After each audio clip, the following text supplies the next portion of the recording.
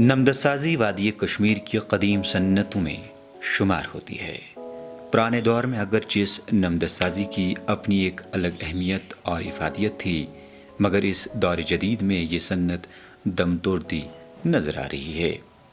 ताहम अब craft management and entrepreneur leadership में डिग्री याफ्ता आरिफा जान ने मुख्तलिफ मुश्किलात को मात देते हुए अपनी काबिलियत और हुनर से वादी की दम तोड़ती इस नमद सन्नत को नई रूह फूंकी है।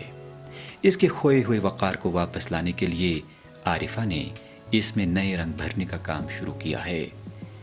अपनी पढ़ाई के दौरान ही इस होनहार लड़की ने नमदसाजी को चैलेंज के तौर लेते हुए क्वालिटी, मटेरियल और डिज़ाइन पर किसी भी समझौते के बगैर आगाज़ में ही 300 नमदे बनाए, जिनको बाद में दिल्ली के एग्जीबिशन के दौरान काफ़ी पजीराई मिली और इसके हुनर और मेहनत को भी बेहद सराहा गया।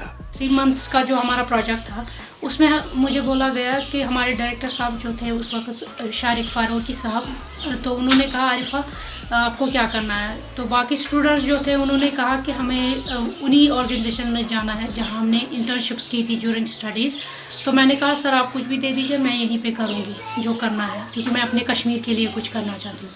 तो उन्होंने कहा यहाँ 2 प्रोजेक्ट्स हैं, एक रिवाइवल डेलगेट पोट्री और दूसरा नमदा, तो आप कौन सा लेना चाहोगी। तो मैंने कहा नमदा इज़ बेटर। जो भी मैंने रिसर्च किया उसमें निचोड़ जो निकला वो यही था कि हमारा जो क्राफ्ट नमदे का है वो इसलिए डाई हुआ क्योंकि हमने उसका वो फेस जो है डिफेम कर दिया। तो फिर मैंने उस पर सारा करके फिर 3 महीने का जो मैंने प्रोजेक्ट किया, शुक्र अल्लाह 300 पीसेस बनाने थे। तो 300 पीसेस मैंने बनाए। हमने पैटर्न नमदा पूरा तरीके से रिवाइव किया, जो अब होता ही नहीं था, सिर्फ एक जगह होता है, लेकिन वो भी रॉ मटेरियल लेके उसमें डाल के, लेकिन हमने पूरा इमेज दे दी। जो हमारा हमने ख़त्म बंद लिया अपना ट्रेडिशनल क्राफ्ट, उसके डिज़ाइंस हमने इंटरप्रेट किए, लेकिन उसको नए तरीके से एक अच्छी शक्ल देकर उसको प्रेजेंट किया, जो मार्केट में लोगों ने सराहा बहुत। जनपद में हमारी पहली एग्जीबिशन हुई और वहाँ जो थे सभी एम्बेसी गाइज आए थे, तो उसमें शीला दीक्षित भी आई थी उन दिनों हमें देखने के लिए। दिल्ली की चीफ मिनिस्टर थी उन दिनों, तो उन्होंने बहुत अप्रिशिएट किया मुझे।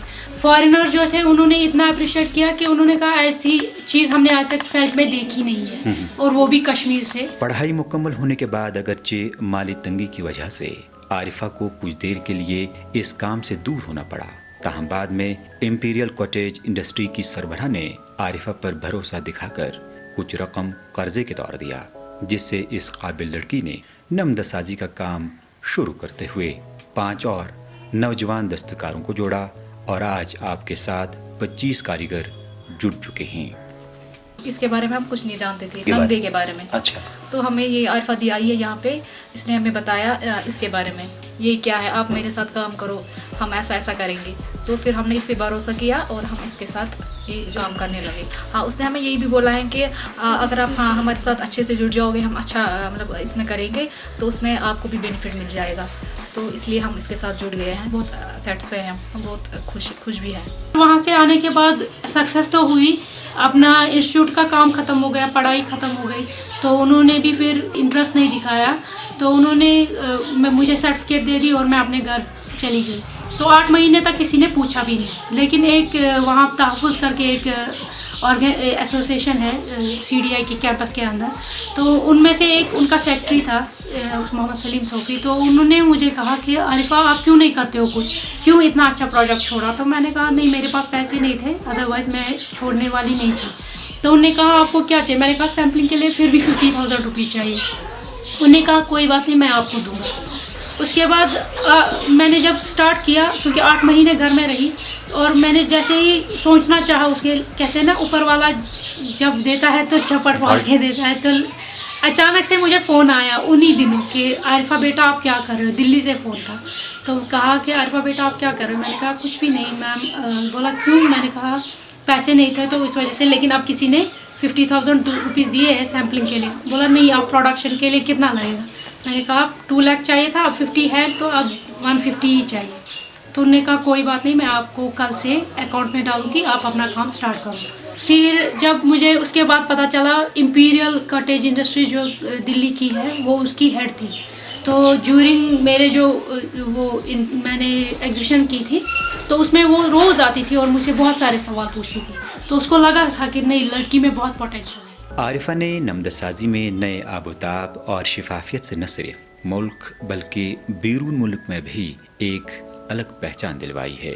क्वालिटी के एतबार से भी आरिफा ने दीगर ममालिक के लोगों को इसकी तरफ रागिब करने पर मजबूर किया और आज की इनक्रेडिबल कश्मीर क्राफ्ट को अब कई ममालिक में ख़रीदार मौजूद हैं और आरिफा के बनाए हुए नमदों की मांग दिन ब दिन बढ़ती ही जा रही है।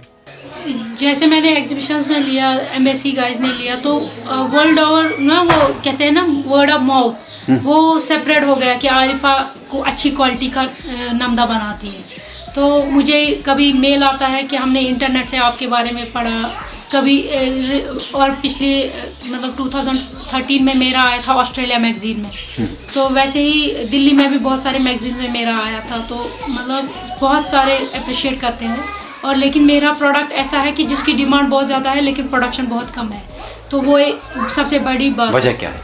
वजह यही है कि क्वालिटी हमने बहुत अच्छी बनाई, तो फिर लेकिन ये है कि यहाँ पे मेरा पूरा साल कभी कभी जाता है सेक्रेटरीट में घूमने में, क्योंकि मैं चाहती हूँ कुछ मिले, लेकिन यहाँ करने वालों के लिए कुछ नहीं मिलता गवर्नमेंट की तरफ से। आरिफा को अपने इस उम्दा काम के लिए मुल्क के साथ साथ बैरून ममालिक में भी कई इनामात और एजाज़ात से नवाजा गया है और हाल ही में आरिफा को यूएसए ने इंटरनेशनल विजिटर्स लीडरशिप प्रोग्राम के लिए नामजद किया है और साथ ही यूएसए सिटीजनशिप सर्टिफिकेट भी फराहम की गई है, जो लगभग हर एक का ख्वाब होता है।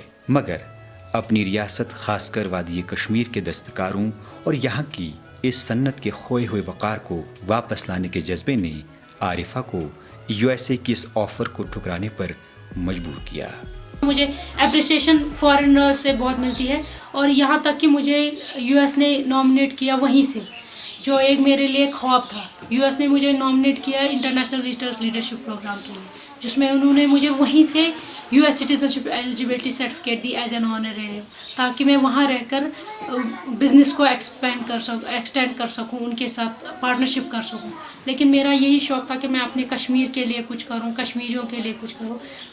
दम तोड़ती इस नमदा सन्नत को इस तरह के काबिल और होनहारों ने नए रंग भर के न सिर्फ मुल्क में बल्कि बैरून मुल्क में भी एक नई पहचान दिलवाई है। तमाम इस तरह के होनहारों को हौसला अफजाई की अशद ज़रूरत है और सरकार के ताउन की भी। कैमरामैन शौकत बेग के साथ परवेज़ उद्दीन, खबर उर्दू।